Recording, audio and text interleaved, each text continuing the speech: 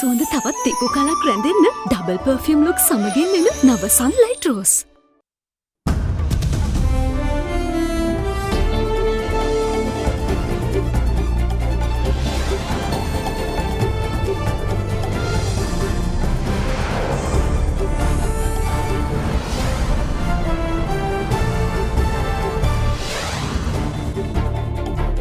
Tonight, only the beginning.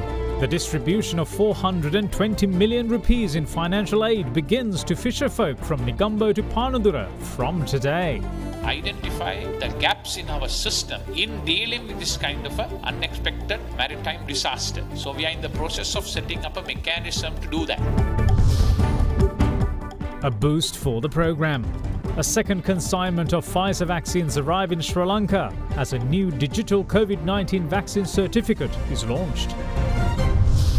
Great initiative. Sri Lanka comes in for praise from the World Bank for its 5,000 rupee COVID-19 relief allowance scheme. The big plan. August to see first phase of school reopenings after teacher vaccinations are complete. All that and much more coming up on First at 9. This Monday, the 12th of July, 2021. ඒ කියන්නේ life බොයි අවස්ථා 10කදී ලෙඩ රෝග 10කට හේතු වන virus ඇතුළු විෂ බිෂවලට එරෙහිව සටන් කරනවා කියලා.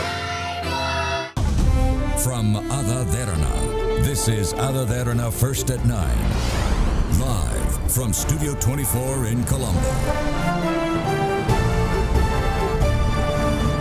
Good evening and welcome to First at 9. I'm Dhammika Kanaya. Now then, the Minister of Justice, Ali Sabri, says that the government is in the process of looking at identifying loopholes in the existing system when dealing with an unexpected disaster such as the Express Pearl fire. He made the comment following a discussion which was worked off on the compensation-seeking process pertaining to the incident. Meanwhile, State Minister of Fishery Harbour Development, Kanchana Wijesekara, says that fishing communities in the Western Province who were directly affected by the disaster will be paid compensation from today. The vessel MV Express Pearl belonging to a Singapore-registered shipping company caught fire as it was anchored awaiting entry to the Colombo port on the 20th of May. The fire continued to intensify and in the weeks that followed, the vessel charred releasing millions of plastic pellets and toxins including acids and chemicals into the sea. The incident, which has come to be known since as the Express Pearl disaster, caused unprecedented damage to Sri Lanka's environment and marine ecosystems. It prompted the United Nations to say that it has caused significant damage to the planet. In any case, the incident is considered to be the worst environmental disaster the country has ever faced. During the disaster, in its aftermath, various marine creatures washed up dead along the island's beaches. Over 200 sea turtles, 6 whales and 26 dolphins were among them. Today, a meeting was held at the Ministry of Justice under the patronage of Subject Minister, President's Counsel Ali Sabri, to discuss the process of seeking damages from the ship's owners. Minister of Ports and Shipping Rohitha Abegunawardana, State Minister of Fishery Kanchana Wijesekara, as well as officials of the Navy and Marine Environment Protection Authority were also in attendance. Further, opposition leader Sajith Premadasa too participated in the meeting for the first time following an invitation extended to do so during a parliament sitting last week. After the meeting, the media was briefed on the matters discussed. Mainly, we are focused on 3 issues. One is how to tackle the present situation. That is, how to get the wreck removed without any problems to the environment or to the fishing community. That is, the cargo which is inside, the containers, and finally the ship itself. So we are working hard to convince the PNI to expedite this process without compromising the safety. Second one is as to how we launch a successful prosecution in order to acquire the maximum possible compensation for the damages which is being caused and which could be caused and which is foreseeable to us. So that's the second part of it. Third one is for us to identify the gaps in our system in dealing with this kind of a unexpected maritime disaster. So we are in the process of setting up a mechanism to do that. So these 3 processes are taking place. So ultimately what we can say as a responsible government, we have put up a fully fledged mechanism to deal with this calamity in those 3 broader categories. Following the disaster, the government submitted an interim claim seeking $40 million in compensation from the charred vessels' owners and insurers. From the sum sought, only around $3.6 million, which equates to 720 million rupees, have been paid so far. From that, 420 million rupees was allocated to the fishing community, which bore the direct impact of the disaster. In the aftermath of the ship's tragedy, fishing activities from Panadura to Negombo were suspended. As a result, the fishing communities who were affected by the suspension will be compensated first. The administrative officials in the three relevant districts of Kalutara, Gampaha and Colombo, including district secretaries and divisional secretaries, are informed to provide relevant details of the beneficiaries of compensation. ඒ අනුව අපිට ඔවුන්ගෙන් නිර්දේශ කර සහතික කර ලබා දෙන තොරතුරු අනුව අපි අද ඉඳලා එම මුදල් ගෙවීමේ කටයුතු කරන්න අපි බලාපොරොත්තු වෙනවා. විශේෂයෙන්ම මේ සඳහා පත් කළ කමිටුව නියෝජනය කරන දීවර සංවිධාන ඒ වගේම විශේෂයෙන්ම කාදිනල් හිමිපාණන් විසින් මේ කමිටුවට නම් කරපු පියතුමන්ලා 30 දෙනෙක් ඉන්නවා. ඒ සියලු දෙනාත් සමග ඊයේ දවසේ අපි තීරණය කරන්න ලැබුවා විශේෂයෙන්ම ඒ ගෙවීම් කටයුතු සිදු කළ යුතු ආකාරය කුමක්ද කුමන ක්ෂේත්‍රයන් සඳහා කුමන මුදල් ක්‍රමයන් ඇතුළේ ගෙවිය යුතුද කියන එක. ඒ වගේම මේ සියලුම මුදල් ඔවුන්ගේ බැංකු ගිණුම් සඳහා තැන්පත් කිරීම සඳහා අපි තීරණය කරා. මොකද මේක ඉදිරියටත් යන ක්‍රියාවලියක්. යම්කිසි පුද්ගලයෙක්ට හිතෙන්න පුළුවන් මේ දිස්ත්‍රික්ක තුනේ පමණද ගෙවීම් කටයුතු කරන්න කියලා. එසේ නෙවෙයි අපි කටයුතු කරන්න උත්සාහ කරන්නේ මේ දිස්ත්‍රික්ක තුනට අදාළ නොවන ප්‍රදේශයක යම්කිසි දීවර ජනතාවට යම් හානියක් සිදු වෙලා තිබෙනවා නම් ඔවුන්ටත් ඒ ප්‍රාදේශීය ලේකම්වරු හරහා දිස්ත්‍රික් ලේකම්කරු හරහා ඒ ඉල්ලීම කරන්න පුළුවන්කම තියෙනවා ඒ නිර්දේශ සමග. නමුත් පළවෙනි අතුරු වන්දියේදී අපි හිමිකම ඉල්ලා සිටියේ විශේෂයෙන්ම දීවර කටයුතු සඳහා තහනම් කලාපයක් බවට පරිවර්තනය කරපු මේ දිස්ත්‍රික්ක තුනේ ඍජුවම දීවර කටයුතු අහිමි වෙච්ච පිරිස් වෙනුවෙන්. In the meantime, opposition leader Sajid Premadasa had this to say about today's meeting.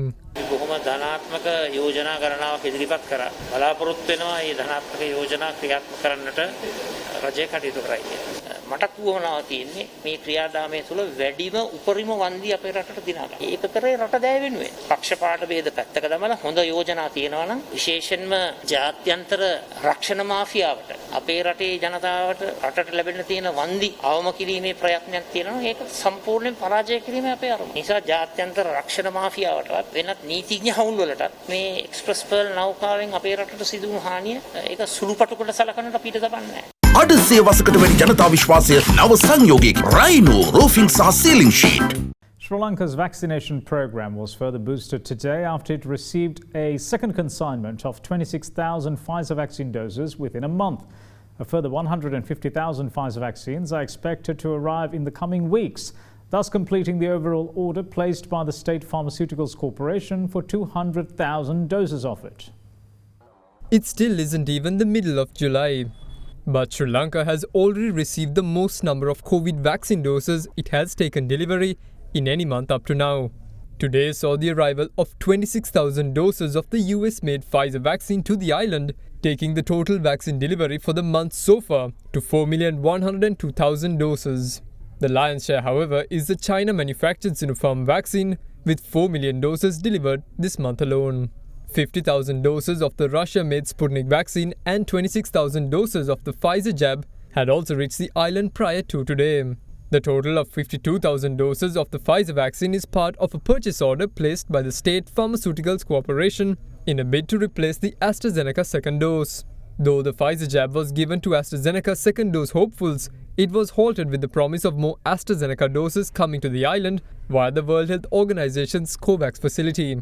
Two further consignments of Pfizer, 60,000 and 90,000 doses, are also expected during the month.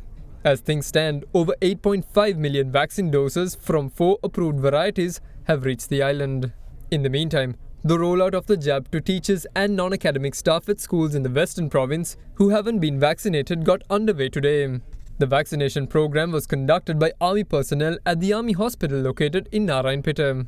Chief of the National Operations Centre for the Prevention of COVID-19, Army Commander General Shavindra Silva and Minister of Education, G.L. Peris, also visited the vaccination centre today. The expectation of the health authorities is to conduct the program for the next 2 weeks, targeting around 279,000 inoculations of teachers and non-academic staff of schools in the Western Province.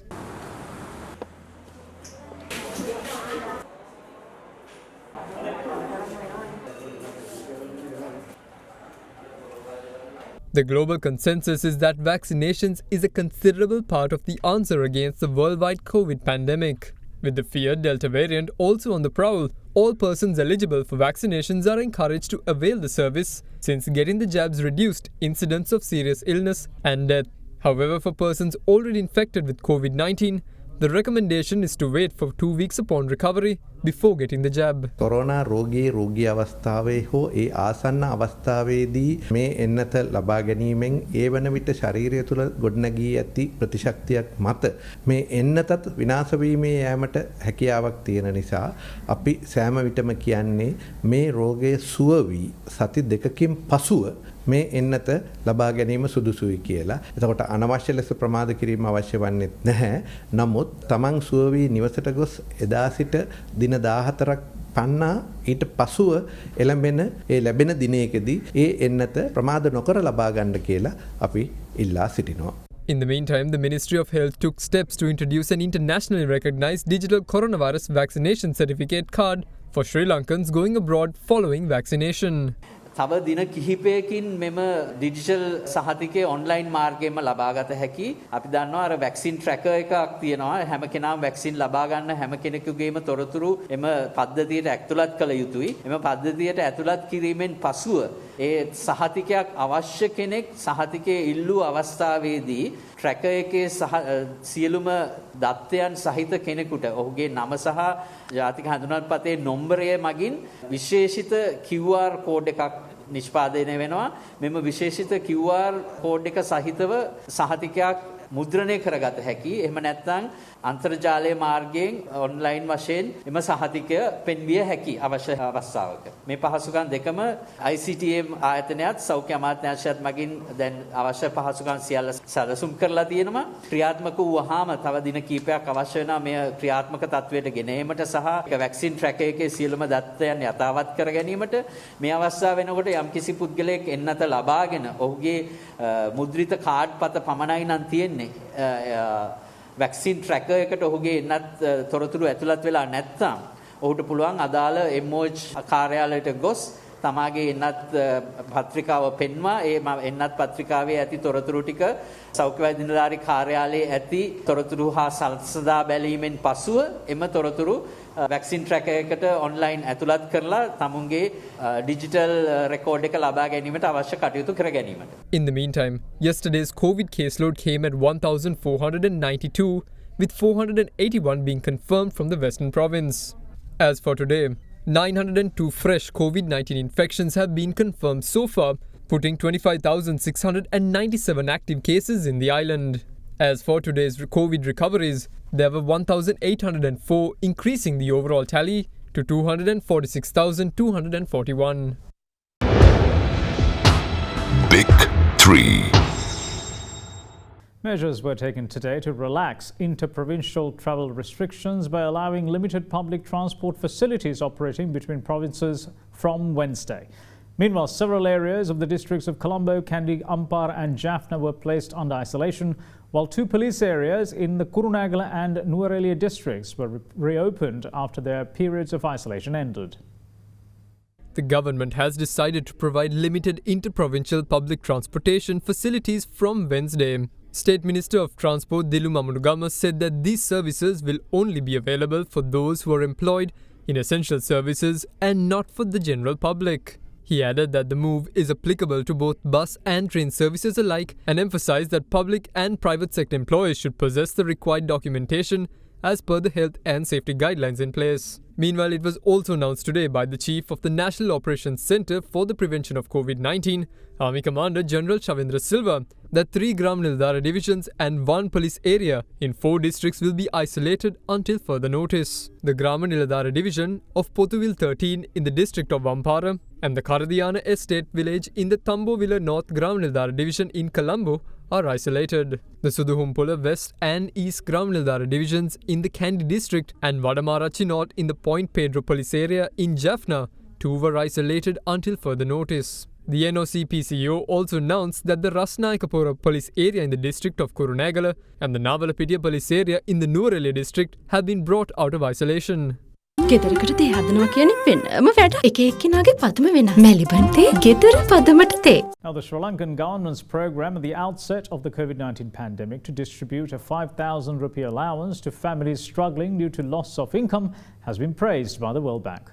It says that direct cash transfers are a useful and effective support mechanism during a crisis and recommends further temporary income support, active job placement assistance and long-term social assistance to help Sri Lankans recover faster. The World Bank has praised the government's move to distribute a 5,000 rupee allowance to families which struggled with the onset of COVID-19. It says that over 5.6 million families in the island received the assistance in April and May last year as the government responded to appeals from vulnerable families. The World Bank noted that the elderly and differently abled, as well as patients with chronic kidney disease, were also included in the payments given during the 2 months, while the elderly allowance was also increased from 2,000 rupees to 5,000 rupees. It also acknowledges that an additional round of 5,000 rupees cash transfers were provided during the second COVID-19 wave. The World Bank says that the direct cash transfers are a useful and effective support mechanism during a crisis, and this approach was chosen by many governments around the world to respond to COVID-19 pandemic.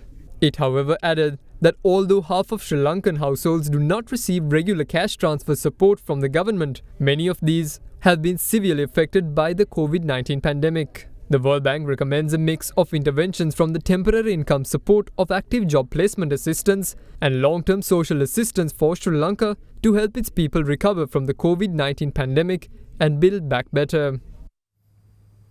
Sri Lanka has been included among 5 South Asian nations that will be entitled to a new emergency reserve launched by China that will maintain a joint stockpile of emergency supplies to deal with the COVID-19 pandemic and any other future crisis. Addressing the launch, Sri Lanka's ambassador to Beijing, Dr. Palitha Kohana, called the Chinese government's initiative an example to the world and offered to share the expertise of the country's health sector once the situation comes under control in Sri Lanka. The Chinese government has launched a coronavirus crisis reserve with 5 South Asian nations, namely Afghanistan, Bangladesh, Nepal, Pakistan and Sri Lanka. The fund will maintain a joint stockpile of emergency supplies as part of its efforts to deal with the COVID-19 pandemic and any other crises that may arise in the future. The Chinese government says that the creation of the emergency reserve would enable the dispatch of emergency supplies at a moment's notice to any of the South Asian nations in time of need. Attending the launch ceremony of the China-South Asia Emergency Supplies Reserve, Sri Lanka's ambassador to Beijing, Dr. Palitha Kohana, said that with climate change increasingly causing related emergencies with unpredictable and unusual weather, the creation of the emergency reserve was a timely move.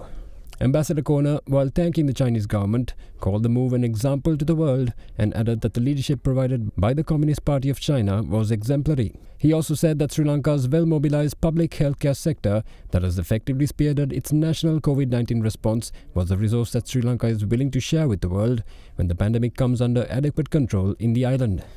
Now, following the quarantine of 16 protesters following their arrest for breaking quarantine regulations during trade union action, government school teachers have decided to refrain from holding online classes from today. Meanwhile, Minister of Education Professor G.L. Pires announced that a phased reopening of schools is to be implemented from next month as soon as teacher vaccinations are completed. අපේ රටේ ඉන්නවා ගුරුවරු 2,42,000ක් දැනටම ඒ ගුරුවරුන් සෑහෙන සංඛ්‍යාවකට එන්නත දීලා ඉවරයි. මුළු රටම විවෘත කිරීමේ වැඩපිළිවෙලේ අන්තර්ගත කොටසක් හැටියට අපි පාසල් විවෘත කරනවා. එන මාසේ අගෝස්තු මාසේ අපි බලාපොරොත්තු වෙනවා මේ ප්‍රථම පියවර ගැනීමට. අපේ රටේ පාසල් විවෘත කිරීම සම්බන්ධයෙන් අවුරුද්දක් නැති වුණොත් අධ්‍යාපනයේ ජීවිතේ වෙන කිසිම දෙයක් වගේ නෙවෙයි. ඒ පාඩුව පියව ගන්න බැරි වෙනවා. ඒක සදාකාලික පාඩුවක්.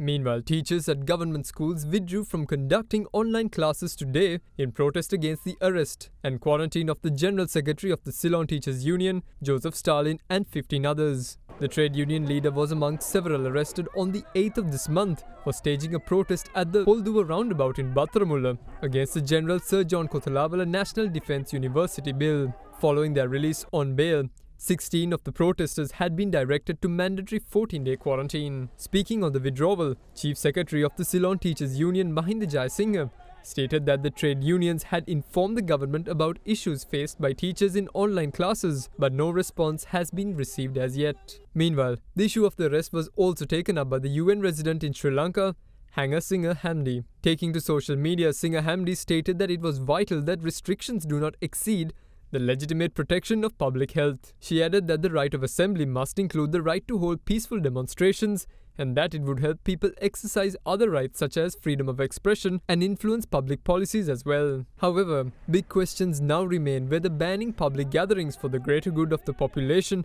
under COVID-19 quarantine guidelines is the right thing to do. The issue also comes further question when the United Kingdom drafts bills such as the Police Crime Sentencing and Courts Bill, which if passed and enacted will give the police far greater powers to impose tougher conditions on protests without needing COVID-19 or having to prove public property damage.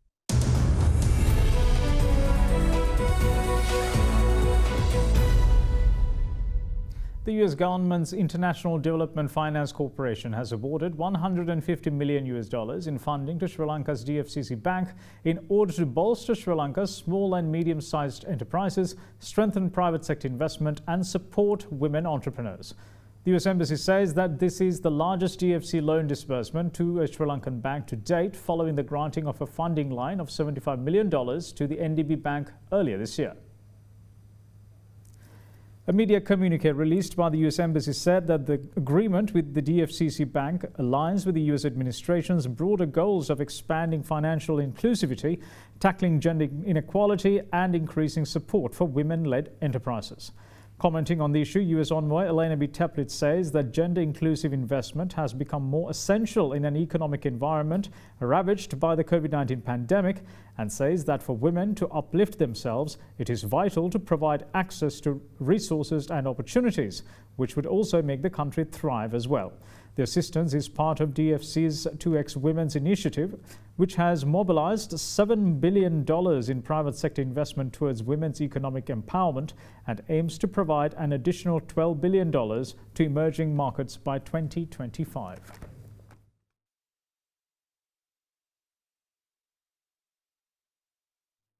Now, taking a look at the Colombo Bourse, the all-share price index gained 14.28 points today to end at 7,866.47, and the S&P SL20 index of more liquid stocks ended at 2,987.75 after a 8.74 point spike. Market turnover was 2.2 billion rupees. Now, here's Dimantha Matthew with a brief report on today's market performance.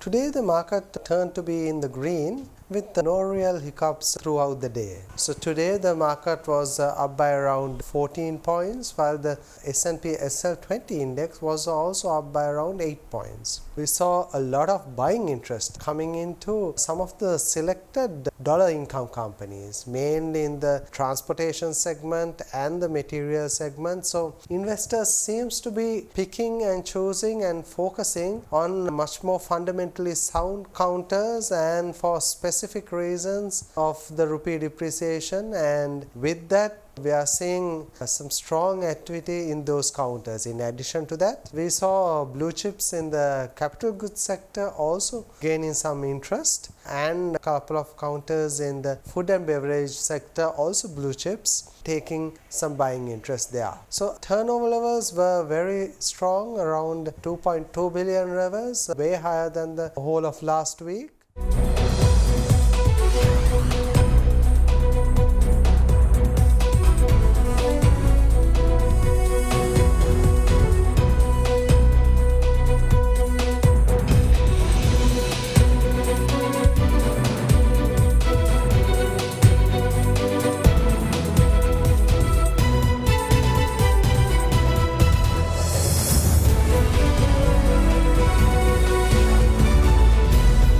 And that's it from all of us here at First at 9. Thanks for watching. Bye-bye.